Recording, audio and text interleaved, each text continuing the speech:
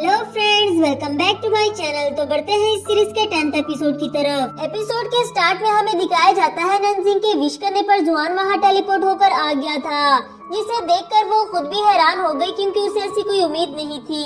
अब जुआन भी यहाँ आ ही गया है तो उसके साथ रूम एस्केप गेम खेलने के लिए राजी हो गया। आफ्टर दैट वो चारों ही गेम खेलने के लिए एक रूम में इंटर हो जाते हैं, जिसे हम अपनी जुबान में भूत बंगला कहते हैं। यहाँ कुछ मिशंस थे जिन्हें कंप्लीट करने के बाद ही ये लोग बाहर जा सकेंगे। रूम में एक बॉक्स मिला जिसके अकॉर्डिंग इन्हें 2 टीम में डिवाइड होना था। सीसी ने अपने बॉयफ्रेंड के साथ और नंजिंग ने जुआन के साथ ग्रुप बनाया। आफ्टर दैट बचते बचाते ये दोनों एक रूम में पहुँचे जहाँ इन्हें इनका आखिरी टास्क मिला। इसे कंप्लीट करने के बाद ही ये दोनों बाहर जा सकेंगे। पिक्चर में कुछ पोजेस बने हुए थे जिन्हें 1 बाय 1 करके इन्हें कंप्लीट करना था और ये दोनों बिल्कुल वैसा ही करते गए। अगर ये दोनों ये पोजेस लिमिटेड टाइम में कंप्लीट ना कर सके तो इन्हें फिर से ये सारे राउंड खेलने होंगे। वैसे ये पोजेस मुझे तो काफी ज्यादा फनी लगे।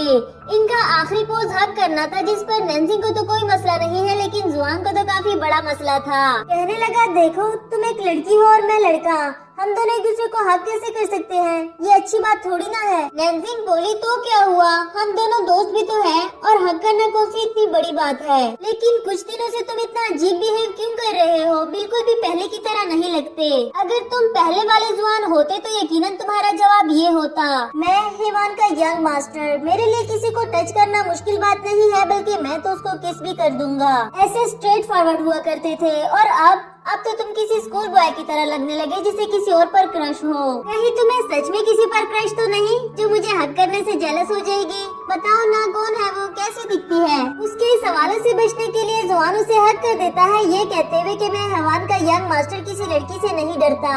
लेकिन दिल ही दिल में कह रहा था, हाँ मुझे क्रश है, और किसी और पर नहीं बल्कि तुम पर। यहाँ रूम का डोर ओपन होता है और नंजिंग वहाँ से भागने लगी। बेचारा जुआन जो ना तो अपनी फीलिंग्स छुपा पा रहा है और ना ही बता सकता है। नेक्स्ट सीन में चारों साइकिलिंग करते हुए घर वापस आ रहे थे, जहाँ जुआन दिल ही दिल में सोच रहा था कि जितना मैंने सोचा था उससे कहीं ज्यादा स्टूपिड लड़की है, अभी भी मेरी फीलिंग्स नहीं समझ पाई। जबकि नंजिंग तो काफी ज्यादा खुश थी क्योंकि अब जुआन का मूड काफी बेटर है। फिर जुआन उसके साथ मस्ती करने लगा और दोनों रेसिंग करते हुए घर पहुँचे। यहाँ मॉम उससे स्माइल करने की वजह पूछती है, जिस पर नंजिंग बोले कि मुझे खुश होने के लिए किसी वजह की जरूरत तो नहीं। साथ में ये भी पूछा कि तुमने नॉवल लिखना क्यों छोड़ दिया। एंड नंजिंग बोली कि अब तो बॉस को मैं बहुत अच्छे से जान गई, अब उन्हें फैंटेसाइज करने का दिल ही नहीं करता। जिस पर मॉम कहने लगी, अगर उसे नहीं कर सकती तो किसी और को कर लो ना। यहाँ एक पल के लिए तो नंजिंग को जुआन का ख्याल आया, लेकिन वो उसे हमेशा के लिए यहाँ तो नहीं रोक सकती। तो इधर जुआन की बेचैनी काफी हद तक कम हो गई थी। सोचने लगा कि अगर मुझे सुकून ऐसे ही मिलता है तो फिर ऐसे ही सही। वैसे भी उस बेवकूफ लड़की को कौन सा मेरी फीलिंग समझ आ जानी है। उसे मैसेज करके बताया कि मुझे आज का गेम अच्छा लगा और फ्यूचर में भी ऐसी एक्टिविटीज अरेंज करती रहना। नेक्स्ट मॉर्निंग जुआन काफी अच्छे से तैयार होकर ब्रेकफास्ट बनाता है, क्योंकि वो जानता था नंजिंग ऑफिस जाने से पहले एक बार मुझसे मिलने जरूर आएगी। यहाँ डोर के पास खड़े उसके आने का वेट भी करता है, लेकिन अनफॉर्चुनेटली नंजिंग उसे ग्रीटिंग के बगैर चली गई। इस पर जुआन को तो काफी गुस्सा आया क्योंकि इससे पहले नंजिंग हमेशा मिलकर जाया करती थी। नेक्स्ट सीन में हमें ये किंग को दिखाया जाता है जो नंजिंग का वही नॉवल पढ़ती है जिसमें उसने जुकेन को हीरो बनाया था। यही पूछने के लिए उसने नंजिंग को भी बुलाया, जिस पर वो तो काफी ज्यादा डर गई थी कि कहीं इसे बॉस और मेरे सीक्रेट के बारे में तो नहीं पता चल गया। पर ये नॉवल देखकर तो और भी ज्यादा हैरान हो गई क्योंकि उसने तो डिलीट कर दिया था, लेकिन किसी ने स्क्रीनशॉट लेकर अपलोड किए। ये किंग बोली, अगर मैं गलत ना हूँ तो इसमें तुम और जुकेन मेन लीड, जबकि तुम्हारा नेबर जुआन विलन है। नंजिंग उनको क्लेरिफाई करते हुए बोली, ऐसा बिल्कुल भी नहीं कि मैं बॉस को पसंद करती हूँ, ये तो बस एक फैंटेसी स्टोरी थी। आई प्रॉमिस मैं ऐसे फिर कभी नहीं लिखूंगी।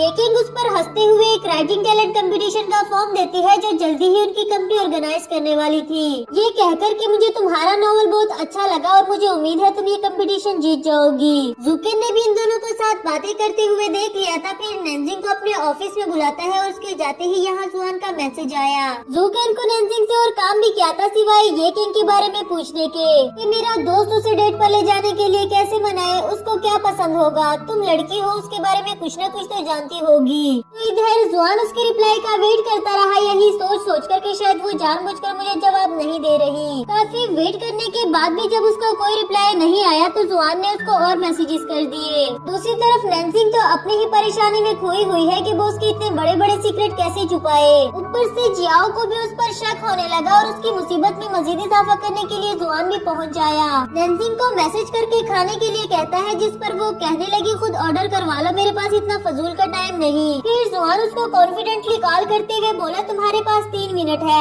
अगर तुम नीचे नहीं आई तो मैं ऊपर आ जाऊंगा। नैन्जिंग को भी उसकी बात को फॉलो करना पड़ा क्योंकि जुआन सिर्फ कहता नहीं है बल्कि करके भी दिखाता है। उसके पास आते हुए बोली, तुम्हें जो कहना है जल्दी कहो, मेरे पास करने के लिए बहुत काम है। जबकि जुआन तो सिर्फ उसके साथ टाइम स्पेंड करना चाहता है, उसे अपने साथ लंच करने के लिए बोला। उसके इंसिस्ट करने पर नैन्जिंग भी मान गई, लेकिन उसका ये लवी डबी वाला बिहेवियर इसे समझ नहीं आता। उसे तो अब भी यही लग रहा था कि ये जरूर कोई न कोई प्लानिंग बना रहा होगा मेरे लिए बॉयफ्रेंड ढूंढने की। आफ्टर दैट इन दोनों को यहाँ लंच करते हुए देख लेते हैं नैन्जिंग के कुलीग, जिन्हें पहले ही इस पर शक था। फिर वो लोग भी इन्हें लंच पर ज्वाइन कर लेते हैं, जिस पर जुआन को तो काफी ज्यादा गुस्सा आ रहा था और नैन्जिंग भी दिल में ये बात जानती थी। मिस जियाओ उससे अजीब अजीब तरह के क्वेश्चंस करने लगी, लाइक तुम किस शहर से हो, तुम्हारा पेशेंट क्या है। और यहाँ नैन्जिंग उसके बिहाफ पर सवालों के जवाब देती रही क्योंकि जुआन का क्या भरोसा, वो तो सच ही बता देगा। जुआन भी मजीद उसके सवालों से तंग आ गया, फिर कोइन मारते हुए उस पर चाय गिरा दी और नैन्जिंग को वहाँ से उठाते हुए अपने पास बिठा दिया। एक्चुअली जुआन एक लवी डवी कपल की तरह रहने की कोशिश कर रहा है, इस तरह वो भी बेचारे से बच जाएगा और नैन्जिंग को भी कुछ पता नहीं चलेगा। पर ये लोग जो मजे से कबाब में हड्डी बनकर आ गए, इन पर तो जुआन को काफी ज्यादा गुस्सा आ रहा था। खैर अब लंच तो हो चुका, ये सब वहाँ से जाने लगे और इनके साथ नैन्जिंग भी जाने वाली थी।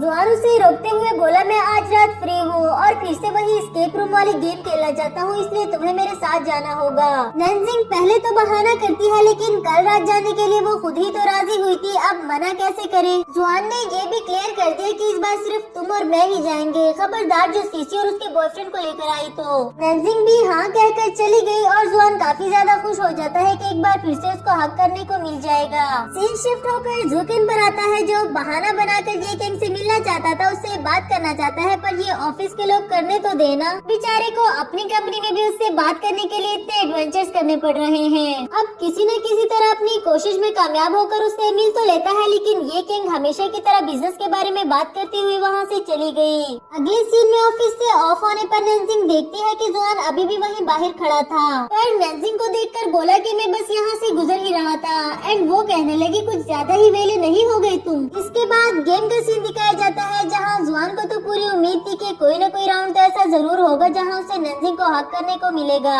फर्स्ट राउंड में तो उसे लेडी के साथ डांस ही करना पड़ गया और यहाँ नैन्जिंग उसे देख देख कर उस पर हंसती रही। इस राउंड में जुआन की पसंद का तो कुछ नहीं हुआ, लेकिन उसने अभी तक उम्मीद नहीं छोड़ी। नेक्स्ट राउंड में नैन्जिंग एक बॉक्स ओपन करती है, जिसमें यकीनन कुछ डरावना होगा और वो डरकर जुआन को हक कर देगी। वैसे तो जुआन ने कुछ ऐसा ही सोचा था, मगर नैन्जिंग उसको हक के बगैर विंडो की तरफ भागने लगी एंड जुआन उसके पास जाकर उसको चुप करवाने लगा कि कुछ भी नहीं हुआ, वो सब तो फेक था।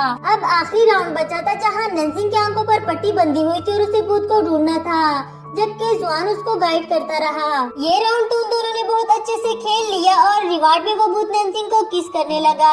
इससे पहले कि वो किस कर पाता, जुआन फौरन से जाकर उसको धकेलते हुए नैन्जिंग को बाहर ले आया। कहने लगा, मुझे बिल्कुल भी ये गेम पसंद नहीं आई क्योंकि ये पहले की तरह नहीं थी। नेक्स्ट सीन में हमें नैन्जिंग को फेरी पार्क में दिखाया गया, जहाँ वो ये आइडिया लेने के लिए आई थी कि वो अपने कंपटीशन के लिए कैसा नॉवल लिखे। पीछे जुआन भी खड़ा फेरी गोट से बातें कर रहा था कि ये कैसा अनफॉरगेटेबल लव है जिसे सिर्फ मैं ही फील कर पा रहा हूँ। मुझे उसकी सारी बातें माननी पड़ती है और उसे तो इस बारे में कुछ खबर भी नहीं। ये तो मेरे साथ अनफेयर है। नैन्जिंग ने भी उसकी ये बात सुन ली। उसके पास आते हुए पूछने लगी, तुम्हें क्या हो गया है, ऐसा भी क्या अनफेयर हो गया तुम्हारे साथ। जुआन बोला, तुम रहने दो, नहीं समझ पाओगी। खैर तुम बताओ यहाँ क्या कर रही हो। नैन्जिंग इतनी बेवकूफ भी तो नहीं जितना वो समझता है। कहने लगी, आज दिन में हम इतनी बार मिले, ये सारी कोइंसिडेंस तो नहीं हो सकते। सच सच बताओ, तुम मुझसे कुछ छुपा तो नहीं रहे। यहाँ जुआन दिल ही दिल में कह रहा था कि ये अचानक से इतनी समझदार कैसे हो गई। बेचारा जुआन तो इतना ज्यादा डर गया था कि डर के मारे बेहोश ही हो गया। और इसी के साथ हमारा यह एपिसोड भी खत्म हुआ।